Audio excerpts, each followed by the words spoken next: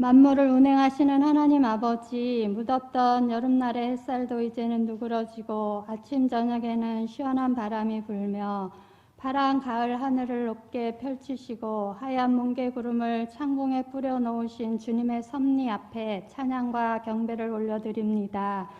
지난 한 주도 일상에서 하나님의 은혜를 알고 주어진 삶에 감사하며 허락하신 모든 일을 감당하게 하시고 주님의 은혜 안에서 살아가길 소망하며 예배드릴 수 있도록 은혜의 자리로 인도하여 주심을 또한 감사합니다. 주님께서 예비하시고 주시고자 하시는 그 은혜의 풍성함을 누리는 예배 되게 하여 주옵소서.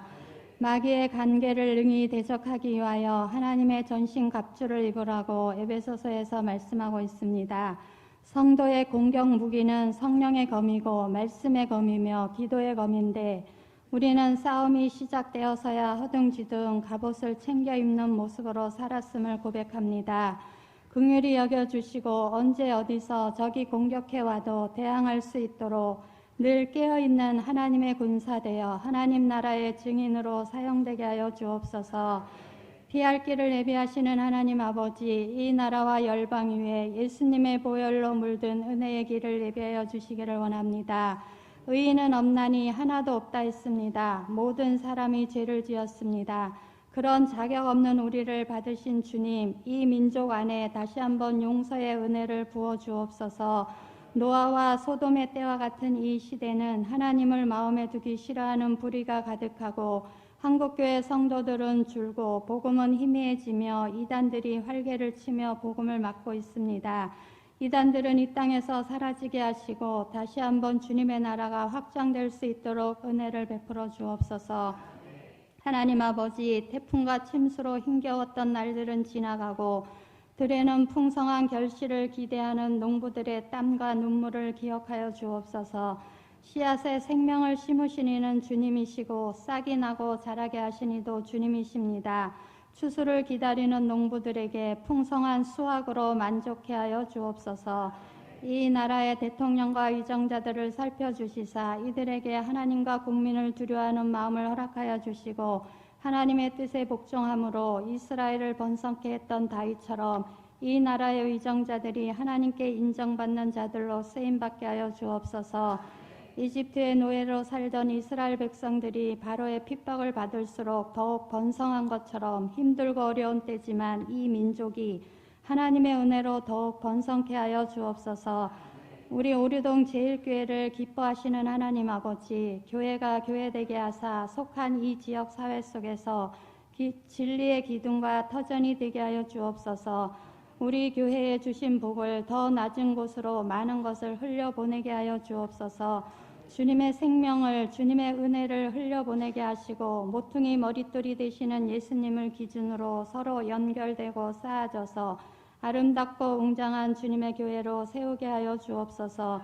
우리가 경험한 복음이 민들레 홀씨처럼 이 지역으로 퍼져나가 이 지역을 구원하는 방주로서의 역할을 감당하는 교회 되게 하여 주옵소서. 특별히 우리 교회 다음 세대를 주님의 이름으로 중보하며 축복합니다. 어려운 시대입니다. 그러나 하나님은 어려운 때에도 남은 자를 늘 구별하여 준비하고 계시는 분임을 믿습니다. 우리 교회 안에서 이 나라와 교회를 위해 크게 쓰임받는 일꾼들이 배출되게 하여 주옵소서. 각 부서에서 주님의 몸된 교회를 위해 일하는 많은 성도들이 있습니다. 사명 감당할 때에 기쁨이 있게 하여 주시고 가정과 직장에 평안을 허락하여 주셔서 거침없이 하나님을 위해 일할 수 있도록 인도하여 주옵소서. 질병으로 인해 경제적 문제로 인해 어려운 가운데 기도하는 성도님들이 있습니다. 하나님이 야베스의 간구에 그가 구하는 것을 허락하셨더라 말씀하셨듯 우리는 작고 연약하지만 우리 하나님은 크고 능력이 많으시기에 우리 가운데 간구함을 능히 넘치도록 채우시고 치유하여 주옵소서. 오늘도 귀한 찬양을 준비한 찬양대를 축복하여 주옵소서. 드리는 이 찬양이 하나님의 마음에 깊은 감동을 드리는 찬양이 되게 하여 주옵소서. 이른 아침부터 여러 모양으로 헌신하는 사명자들을 축복하사 사역의 감사와 기쁨이 충만케 하여 주옵소서. 이 시간 담임 목사님 성령 충만함으로 말씀을 선포하실 때 준비하신 말씀 가운데 기름 부음을 허락하여 주셔서 은혜의 물이 허리까지 차게 하사 말씀이 힘이 되고 말씀이 기준되는 인생 살 수 있도록 예배의 축복을 받는 주인공들이 다 되게 하여 주옵소서. 감사드리며 예수 그리스도의 이름으로 기도드립니다.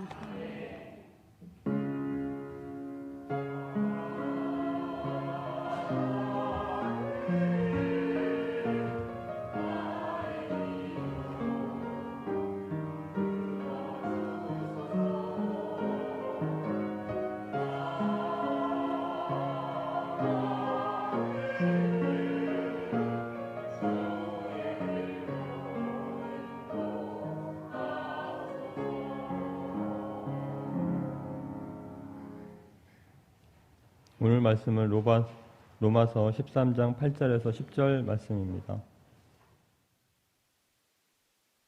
피차 사랑의 빚 외에는 아무에게든지 아무 빚도 지지 말라.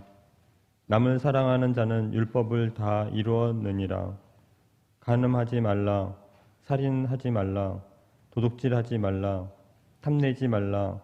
한 것과 그 외에 다른 계명이 있을지라도 내 이웃을 내 자신과 같이 사랑하라 하신 그 말씀 가운데 다 들었느니라. 사랑은 이웃에게 악을 행하지 아니하나니 그러므로 사랑은 율법의 완성이니라. 아멘. 더운 날씨가 많이 꺾이기는 했지만 그래도 또다시 날씨가 많이 덥습니다.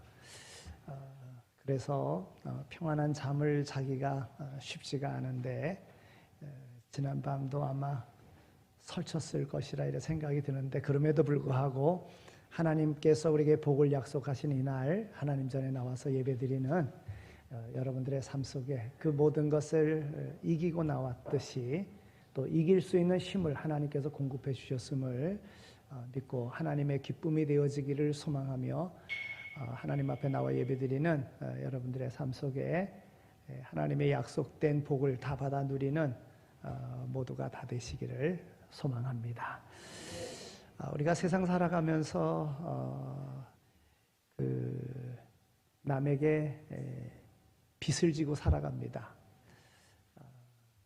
만약에 빚진 것이 없다고 하면 정말 행복한 겁니다. 어떤 분들은 사업을 위해서 또 어떤 사람은 집을 구하기 위해서 그래서 대출을 하고 또 돈을 빌리기도 하고 그래서 빚을 내기도 합니다.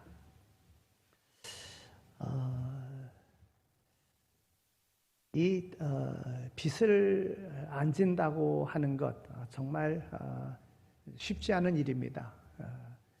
그런데 빚이 없다고 하면 그것은 우리나라 사람들 중에서 그래도 중산층의 사람이다 이렇게 봅니다. 그러니까 어떻든 다 여러 가지 모습으로 뭐 LH 공사를 통해서라든지 그렇게 주택을 구입하는데 다 이렇게 대출을 받고 또 이렇게 빚을 지고 또 살아가는 것이 우리 인생인 것입니다. 근데 이 빚을 빌릴 때는 참 좋은데 근데 이 갚는다고 하는 것은 참 쉽지 않은 일입니다. 굉장히 부담이 되는 그런 일입니다. 그래서 어떤 경우는 빚을 못 갚아서 불이익을 당하기도 하고 또 파산하는 그런 경우도 있습니다. 옛날에는 이 빚을 갚지 못하면 그 자녀들 아니면 가족 중에서 이렇게 노예로다가 팔려가는, 노예로 끌려가는, 붙잡혀가는 이런 일도 있었다는 거예요. 그래서 성경에도 보면 그 선지자 생도의 그 아내가 선지자로서 그 배움을 갖다가 죽음으로 그 다음에 생계가 어려워져서 빚이 있었는데 두 아들이 그 빚으로 인해서 종으로 잡혀가야지만이 되는, 끌려가야지만이 되는 그런 상황 속에 그 엘리사 선지자에게 얘기함으로 그 기름병을 빌려다가 거기 기름병에다가 빌려온 만큼 또 다 이게 채워지게끔 함으로 그 빚을 탕감하게끔 하는 그런 내용도 있습니다. 돈을 꾸어준 사람도 제때 받지 못하면 사실은 불편하기는 마찬가지인 것입니다. 돈을 빌려줬는데 주겠다고 하는 그 날짜에 받지 못하면 불편을 감수할 수밖에 없는 것이지요. 그래서 옛말에 그런 말이 있어요. 웃으면서 빚 주고 싸우면서 빚 받는다. 그런 말이 있습니다. 또 앉아서 빚 주고 서서 빚 받는다. 이런 말이 있어요. 빌려주고서도 받을 때는 그만큼 어렵다는 것이지요. 또 빌려간 사람도 그때 정한 날짜에 갚는다는 것은 쉽지 않다고 하는 그런 이야기일 것입니다. 성경에서도 보증이라든가 또 금전적인 그 거래에 대해서는 권하지 않습니다. 빌려주지 말라. 빌려주려고 하면 그냥 줘라. 빌려줬다고 하면 이자 받지 말라. 뭐 이렇게 권할 정도로다가 이 거래로 인해서 여러 가지 안 좋은 일들이 많이 생기기 때문에 이제 금하고 있는 것을 보게 됩니다. 금전적인 일로 인해서 서로의 관계가 또 신앙에 그 유익을 주지 못하는 그런 경우들이 발생한다고 하는 것이지요. 대부분 성도들은 좋은 의도로 보증을 서주기도 합니다. 돈을 꾸어주기도 합니다. 그런데 때로 그 문제로 인해서 돈을 띠키는 경우도 있고 또 사람도 잃는 경우도 있고 어떤 경우에는 신앙도 잃는 이러한 일이 다반사로 생기는 것을 우리는 보게 됩니다. 사도 바울도 그러기에 아무에게도 아무 빚도 지지 말라 이렇게 말하고 있는 것을 봅니다. 그런데 사도 바울은 빚을 지지 말라고 하는 것에 예외 조항을 두고 있는데 빚은 져라. 그 하나의 빚은 뭐냐면 그것은 사랑의 빚은 져라 이렇게 말하고 있습니다. 사도 바울은 피차 사랑의 빚진 자가 되라고 말하고 있습니다. 그 뜻은 다른 사람을 사랑하기를 마치 사랑의 빚진 자처럼 서로 사랑하라고 하는 그런 의미인 것입니다. 사실 사람들은 사랑의 빚을 지고 살아가게 되어져 있습니다. 우리가 어렸을 때에 누군가의 도움을 받으면서 우리는 성장했습니다. 사람들에게 사랑의 빚을 지고 성장한 것이지요. 우리는 부모에게 사랑의 빚을 지고 이만큼 성장했습니다. 부모님은 내가 자식이라고 하는 이유 하나만으로 아무 대가 없이 사랑해 주셨습니다. 따라서 자식들은 부모께 받은 바 그 사랑, 빚으로 생각하고 그 빚에 보답하는 양 부모님을 공경하며 살아가야 되는 것, 이것이 인간의 도리인 것입니다. 때로는 모르는 사람들에게 사랑의 빚을 지기도 합니다. 노숙자에게 누군가가 먹을 음식을 주고 입을 옷을 가져다 준다고 하면 그는 사랑의 빚을 받는, 사랑의 빚을 지는 그러한 삶을 산 것입니다. 그렇다고 하면 나중에 그 은혜를 보답하는 양 살아가야지만이 되는 것입니다. 오늘 우리에게 하나님께서는 죄와 허물로 죽은 아무런 소망 없었던 우리 인생들에게 하나님께서는 구원의 길을 열어주셨는데 바로 하나님이 피조자인 인간의 몸을 입고 이 땅에 오셨다고 하는 것입니다. 하나님께서는 독생성자 예수 그리스도를 모든 인간들의 죄의 문제를 해결해 주시려고 사람의 몸을 입고 이 땅에 오게 하셨고 그 죄의 값을 십자가에서 담당하셨습니다. 그래서 믿는 자들에게 구원의 길을 열어주신 것입니다. 그러니까 신앙생활하고 있는 모든 이들은 창조주 하나님의 그 놀라우신 사랑을 덧입고 살아가는 겁니다. 따라서 이에 맞는, 이에 합당한 그 사랑의 빚을 갚는 모습으로 바른 신앙의 삶을 살아가야 된다 하는 것이지요. 사도 바울은 로마 교인들에게 사랑의 빚진 자가 되어서 피차 사랑하라고 말합니다. 사랑하는 것에는 손해가 없습니다. 사랑하는 사람은 사랑할 수 있게 되어서 기쁘고 사랑을 받는 사람은 사랑을 받게 되어서 기쁜 것입니다. 사도 바울이 이토록 사랑에 대해서 강조한 이유가 있습니다. 사랑은 율법의 완성이기 때문에 그런 것입니다.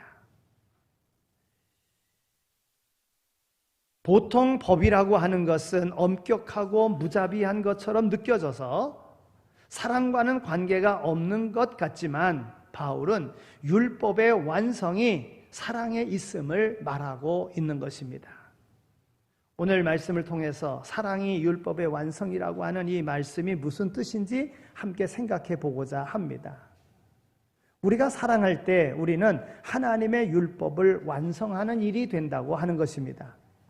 마태복음 5장 17절에 있는 말씀을 보면 예수님은 내가 율법이나 선지자를 폐하러 온 줄로 생각하지 말라. 폐하러 온 것이 아니요 완전하게 하려 함이라 말씀하셨습니다. 예수님은 이 땅에 오셔서 율법과 선지자를 통해서 예언된 하나님의 말씀을 완전하게 하려고 오셨다고 하는 것입니다. 그렇다면 어떻게 율법을 완전하게 할 수 있겠습니까? 성경에는 몇백 개의 율법이 있습니다. 하지 말라고 하는 365개의 율법과 하라고 하는 248개의 율법이 있습니다. 그러니까 613개의 율법이 있는 거예요. 여러분, 그 숫자를 하라고 하는 것, 하지 말라고 하는 것, 숫자 기억하는 것도 사실은 어려운데 그 하나하나의 율법을 다 지킨다고 하는 것은 어려운 일인 것입니다. 바리새인들은 누구보다도 이 율법을 잘 지키는 사람들이었습니다. 나름대로 일반 사람들과는 구별되이 우리는 율법을 철저하게 지키는 삶을 살겠다, 그렇게 살았던 사람들인 것입니다. 그런데 예수님은 그들을 칭찬하신 것이 아니라 도리어 그들을 책망하셨습니다.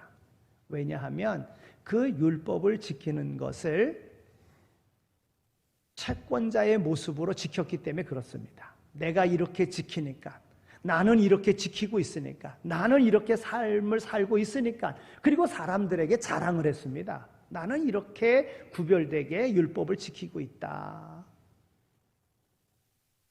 그러나 그 율법을 지키는 것은 하나님께서 바른 삶을 살 수 있도록 하나님이 주신 계명이거든요. 하나님이 특별한 은혜를 주셔서 그와 같은 삶을 살도록 해주신 것이거든요. 그러니까 하나님의 사랑을 기억하고 하나님의 주신 그 계명을 내가 지키고 있다, 이런 마음으로 해야 되는데, 하나님의 구원받은 백성으로, 택한받은 백성으로서 하나님의 은혜에 대한 감사함으로 지키는 것이 되어져야 되는데, 내가 이렇게 지키고 있다 이런 생각을 가지고 자신을 자랑했어요, 교만했어요. 그리고 다른 사람들보다 더 나은 모습의 삶이라고 우쭐했어요. 바로 외식적인 그 신앙을 예수님께서는 책망하신 거예요. 오늘 우리는 우리의 삶에 다른 사람보다 좀 뭐 나은 것이 있다고 하더라도 하나님의 사랑과 하나님의 은혜 아래 하나님께로부터 받은 바 하나님의 은혜인 것을 기억하고 살아가야 그것이 사랑의 빚진 자의 모습으로, 하나님을 사랑하는 모습으로 행하는 모습이 되는 거예요. 오늘 우리는 채권자의 모습의 신앙생활이 아니라 채무자의 모습의 신앙생활을 하여야지만이 되는 거예요. 나는 사랑에 빚졌다. 여러분, 우리나라가 정말 이 동방의 끝, 아무도 알아주지 않는 이 나라가 선교사들의 그러한 이 땅의 백성들에게도 복음을 전해야 되겠다고 하는 그런 희생적인 마음을 가지고 이 땅에 와서 복음을 전해준 겁니다.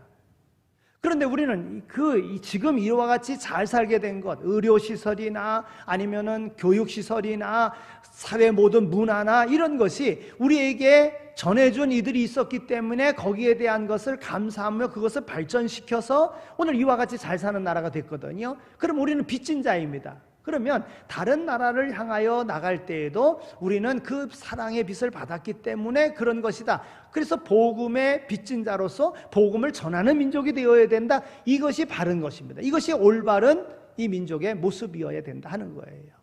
오늘 성도된 우리들도 마찬가지입니다. 만약에 선교사들이 와가지고 우리에게 복음을 전해주지 않았다면 우리가 어떻게 믿을 수 있겠습니까? 그 은혜에 대한 감사함으로 우리는 신앙생활 해야 되는 거예요. 그래야 교만하지 않고 나를 자랑하지 않습니다. 예. 하나님께서 바로 예수 그리스도를 우리 가운데 보내주셔서 우리로 하여금 하나님을 알게끔 하나님의 나라를 영원한 그 생명의 소유자로서 영원한 생명의 그런 축복된 삶을 살 수 있도록 하나님께서 그 은혜의 길로 우리를 인도해 주셨다고 하는 이러한 감사한 마음으로 우리가 신앙생활을 해야 된다 하는 것입니다.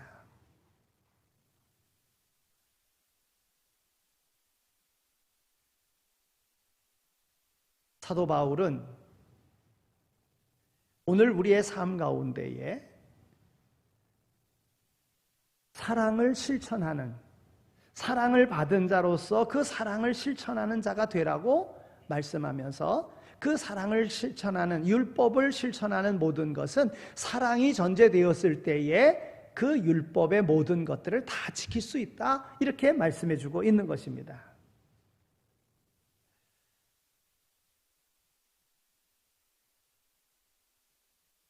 예수님께서는 바로 이 율법을 완성시키려고 오신 것입니다.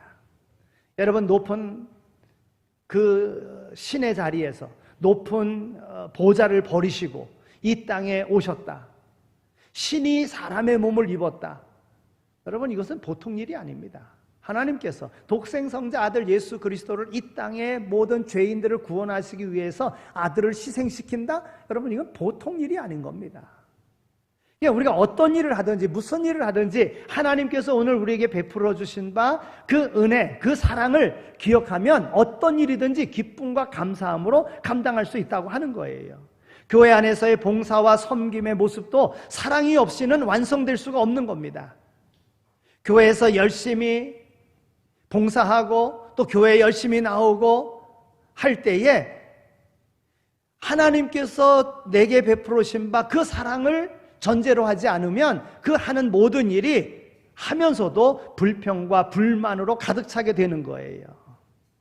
그 봉사와 섬김을 완전하게 할 수가 없는 겁니다. 사랑이 전제될 때에, 여러분 만약에 생각해 보십시오. 내가 열심히 섬겼어요. 열심히 봉사했어요. 그런데 누가 나를 알아주지 않아요. 그러면 어떻습니까? 불평이 나오는 거예요. 불만이 나오는 거예요. 그런데 하나님께서 내게 남을 섬길 수 있도록 은혜를 주셨어요. 하나님이 공급해 주신 바 그 놀라운 사랑이 내게 있어요. 그래서 그 사랑에 감사하면서 사랑에 보답하는 양 남을 섬기고 봉사해요. 그러면 그 일은 기쁨이 되는 거예요. 그러니까 우리가 신앙생활하면서 내가 어떤 일을 할 때에 남이 알아주지 않는다고 그런 마음이 혹시나 내 마음에 있진 않은가? 내가 봉사하면서 왜 나만 해야 되는가? 이런 생각은 하지 않는가? 그런 생각이 든다면 하나님의 사랑은 잊어버리고 내가 채권자가 돼가지고서는 내가 나를 드러내는 이런 삶을 사는 거예요. 알게 모르게 교만함 속에 내가 빠져 있는 거예요. 이런 것들을 떨쳐버릴 수 있도록, 그래서 사도 바울은 이야기하는 것입니다. 사랑은 율법의 완성이니라. 모든 것을 사랑으로 해야 된다고 하는 것입니다. 하나님께서는 오늘 우리가 하나님의 사랑을 드러내며 살기를 원하십니다. 세상 사람들 중에서 자신이 큰 사랑을 빚지고 살아가고 있음을 깨닫고 사는 사람이 누구인지 아십니까? 바로 예수님을 믿는 사람들인 것입니다. 예수님을 믿는 이들은 하나님의 사랑이 얼마나 무한한지를 경험한 사람들인 것입니다. 로마서 5장 8절에 있는 말씀을 보면 우리가 아직 죄인 되었을 때에 그리스도께서 우리를 위하여 죽으심으로 하나님께서 우리에 대한 자기의 사랑을 확증하셨느니라 그랬어요. 하나님은 사랑이십니다. 그 사랑을 예수님을 통해서 우리에게 확증시켜 주신 거예요. 사랑하는 사람들을 보면은요, 그 사랑을 확인하고 싶어 합니다. 그래서 자식을 사랑하는 부모는요, 자식에게 자꾸 확인을 하는 거예요. 너 엄마가 좋아, 아빠가 좋아, 자꾸 확인하는 거예요. 그때 지혜로운 아이들은요, 엄마, 아빠 다 좋아, 이렇게 얘기하는 거예요. 이렇게 사랑하는 마음을 가지고 그 살아가는 사람은 사랑을 확인하고 싶은 거예요. 부모가 자식에게도 말이에요. 너 나 사랑하느냐? 하고 자꾸 확인하고 사랑하고 있음을 보여주는 거죠. 여러분, 여인들끼리도 마찬가지입니다. 사랑을 확인하고 싶은 거예요. 저는 우리나라 사람들만 그런 줄 알았더니 외국 사람들도 그런 것 같아요. 어디 여행지 가면은요, 그 여행지에 그 뭐 좀 희한한 그런 큰 바위가 있으면 거기다 이름 새기잖아요. 우리나라 사람들도 이제 잘 사니까는 외국 여행도 많이 가요. 근데 뭐 한국 이름이 있어요. 한국 이름이. 예. 어찌 보면 그게 수치스러운 거거든요. 창피한 거거든요. 예. 근데 그 이유는 뭐냐면 우리가 이 땅까지도 사랑하는 사람과 왔다고 하는 증거를 남기고 싶은 거예요. 예? 우리나라의 어디입니까? 남산에 가면, 근데 남산뿐만이 아니라 관광지 어디나 그게 다 있는데 자물쇠에다가 연인들 이름을 싹 세워가지고 하트 모양 딱 해가지고 뭐 변치 말자 뭐 어쩌고 해가지고 뭐 써놓고 이렇게 붙여놓고 걸어놓잖아요. 엄청 이렇게 무지 많아요. 상당히 많아요. 저는 그때마다 이거 어떻게 잘 열어가지고 다시 가져다가 좀 쓰면 어떨까 이런 생각이 좀 들 때가 있는데요. 근데 우리나라뿐만이 아니라 중국에 가면 그 황산에 거기 뭐 그쪽 서해 쪽으로 그쪽에 막 그냥 뭐 열쇠고리가 얼마나 많은지 몰라요. 쫙 그 난간에 거기다 그냥 막 다 걸어놨어요. 엄청 많아요. 아예 그냥 나무 이렇게 뭐 만들어 놓고 열쇠고리 나무죠. 그냥 팍 해놓은 거. 예. 열 수 있는 열쇠는 하나도 없고 자물통만 다 있는데 거기 다 이름 써져 있는 거야. 두 사람 연인들이 자신들의 확증하려고 하는 그런 모습인 것이지요. 또 그뿐만입니까? 사랑을 서로 확인하려고 커플링을 만들고 뭐 그러기도 하지 않습니까? 네? 하나님은 사람들을 사랑하는 증표로 예수 그리스도의 십자가를 우리에게 주신 것입니다. 이제 우리는 예수님께 감당할 수 없는 그 사랑을 받은 사람들입니다. 그러기에 우리 모두는 그리스도의 사랑의 빚진 자라고 하는 거예요. 그러니까 이것이 전제가 되는 거예요.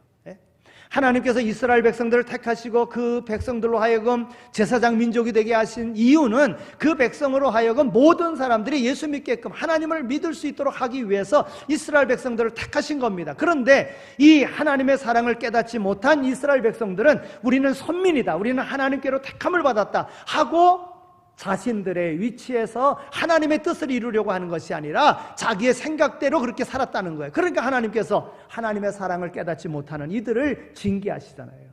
여러분, 하나님이 벌하실 때는요, 세 가지 방법을 쓰시는 것을 보게 됩니다. 칼로서 벌하십니다. 근데 전쟁이죠, 전쟁. 전쟁을 통해서, 그래서 바벨론의 포로로 잡혀가게도 만들고요, 아수르에 의해서 이렇게 침략을 당하게도 만들고요, 그런 거예요. 그러니까 전쟁은 하나님의 손에 있습니다. 하나님은 전쟁이라고 하는 것을 궁극적으로, 그러면 왜 전쟁을 주시는 겁니까? 사랑하는 이들로 하여금 깨닫게 하시려고, 하나님의 사랑을 알게끔 하시려고, 사랑의 빚진 자의 모습으로 살아갈 수 있게 하시려고 하나님이 그렇게 하시는 거예요. 하나님이 징계하시는 방법은요, 기근이라고 하는 것으로서 하나님은 또 징계하십니다. 가뭄이라든지 이런 그런 기근으로 인해서 자연재해로 통해서 하나님이 벌하십니다. 또 하나님이 벌하시는 방법은 하나님께서는요, 그래서 그 기근이라고 하는 것으로 엘리사 선지자 때에 말씀드린 대로 선지자의 생도가 생계가 어려웠을 때에 남의 거 빚을 빌렸는데 그 두 아들 이제 종으로 잡혀가게 생긴 그런 상황 속에서 말입니다. 기름병 병 담을 그릇다 빌려오라. 그래가지고 빌릴 수 있는 데까지 빌려. 그러니까 수고하라고 하는 거죠. 애쓰라고 하는 거죠. 그냥 하늘에 뚝 떨어지는 게 아니라 자기의 노력 이런 걸. 그래서 순종하여 행하였잖아요. 그리고 기름을 붓습니다. 얼마 남아있지 않는 그 기름 다 빌려온 기름에 다 채우니까 기름 떨어졌잖아요. 그걸 팔아가지고 빚을 갚아서 두 아들이 종으로 안 팔려가게끔 만드는 이러한 은혜를 우리가 성경을 통해서도 볼 수가 있습니다. 하나님께서 징계하시는 방법, 질병이라고 하는 것을 통해서 하나님께서 징계하십니다. 그 궁극적인 목적은 하나님께서 깨닫게 하시는 거예요. 하나님의 사랑을 알게끔 하시고자 하시는 하나님의 사랑의 채찍인 것입니다.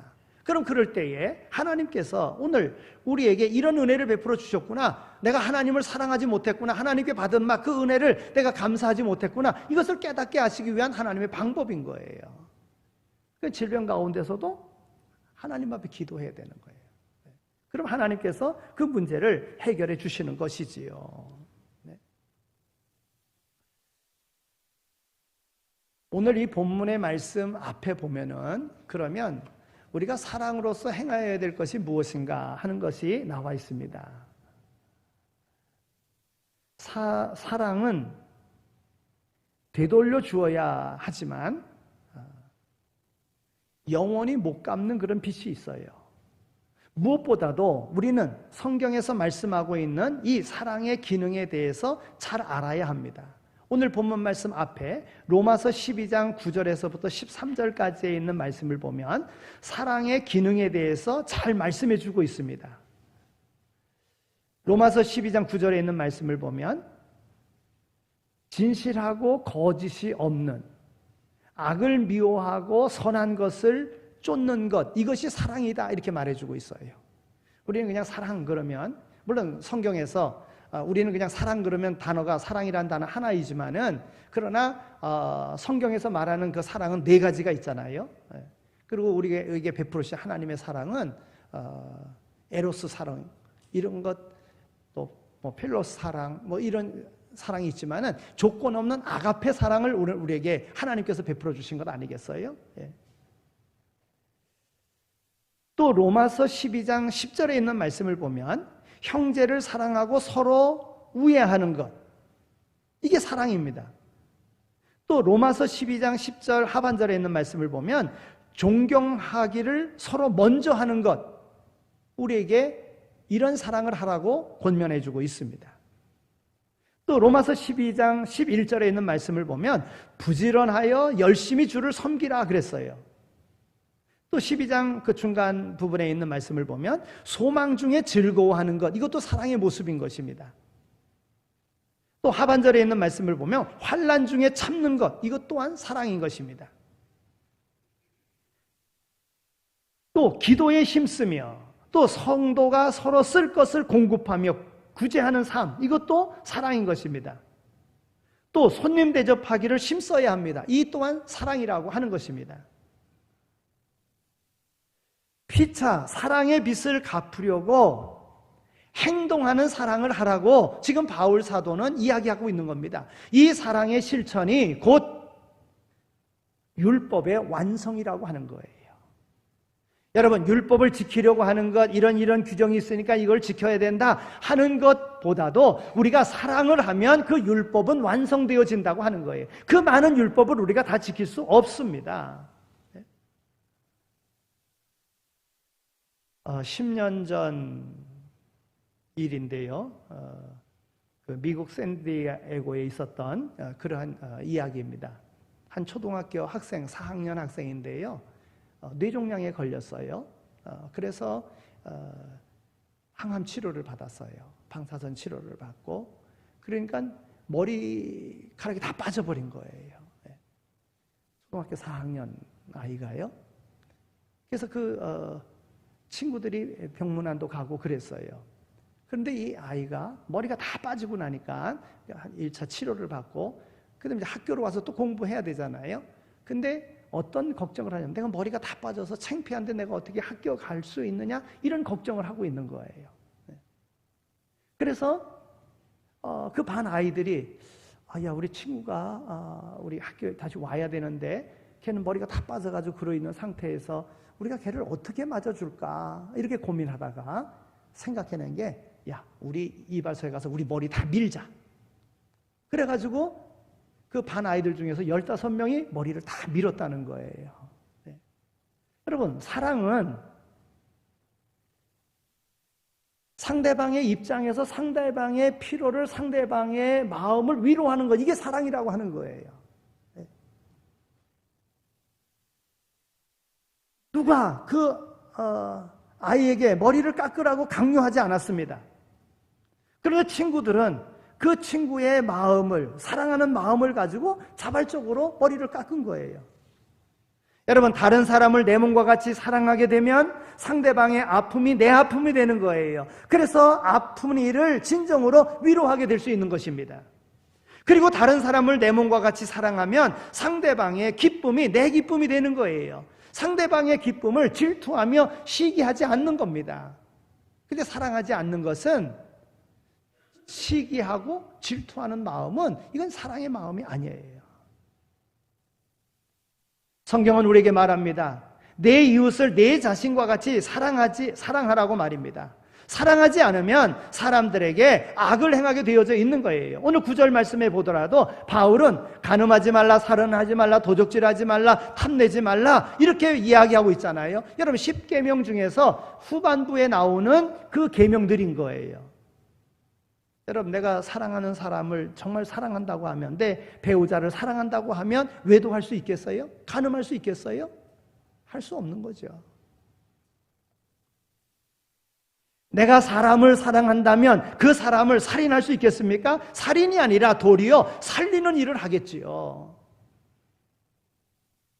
내가 사람을 사랑한다면 다른 사람의 것을 도둑질하거나 탐내거나 할 수 있겠습니까? 아닙니다. 사랑한다면 그 사람을 돕고 내가 가진 것을 더 어떻게 하면 주려고 하는 것이 되는 것입니다. 사랑은 나를 상대방과 동일시할 수 있는 능력입니다. 상대방을 나와 동일시할 수 있는 사람이 사랑할 수 있습니다. 예수님께서 사람의 몸을 입으시고 사람들과 같이 되셨기에 사람들을 진정으로 사랑하셨고 율법을 완성시키신 거예요. 하지만 상대방과 내가 같지 않음을 주장하는 사람은 상대방을 이해할 수도 사랑할 수도 없습니다. 그리고 하나님의 말씀을 온전히 이룰 수도 없는 거예요. 우리는 이웃을 나 자신과 같이 여길 때에 사랑할 수 있는 것입니다. 사랑하며 말씀을 행함으로 우리는 하나님의 말씀을 온전히 이루는 이러한 삶을 살아가는 오늘 우리 모두가 다 되어야 될 줄로 믿습니다. 어떤 것을 하든지 간에 골로새서 3장 14절에 있는 말씀을 보면 모든 것 위에 사랑을 더하라. 이는 온전하게 매는 띠니라 그랬어요. 오늘 말씀 바울 사도는 사랑의 빛을 지라 그랬어요. 빛을 지면 안 되지만 사랑의 빛은 지라. 그런데 서로 사랑의 빛을 지라.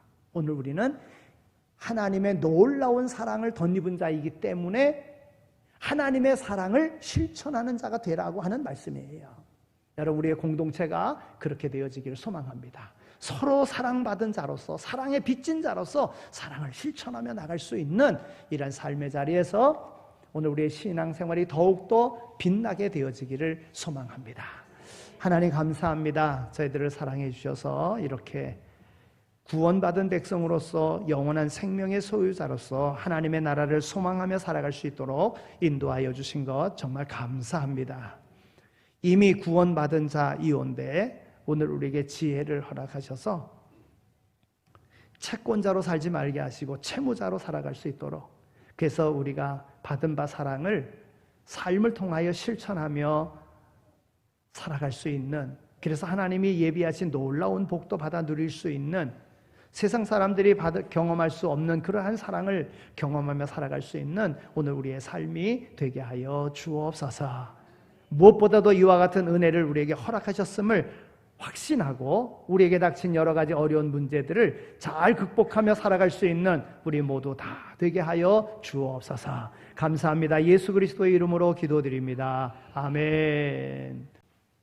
이제는 우리 주 예수 그리스도의 은혜와 하나님 아버지의 극진하신 사랑하심과 성령님의 위로하시고 교통하심이 사랑의 실천자로 빚진 자의 모습으로 이제 말씀에 순종하여 사랑함으로 하나님의 나라를 확장시켜 가고자 마음에 다짐하며 세상으로 나가는 이 자리에 참여한 모든 이들 가운데 이제로 영원히 함께 하시길 간절히 축원하옵나이다. 아멘.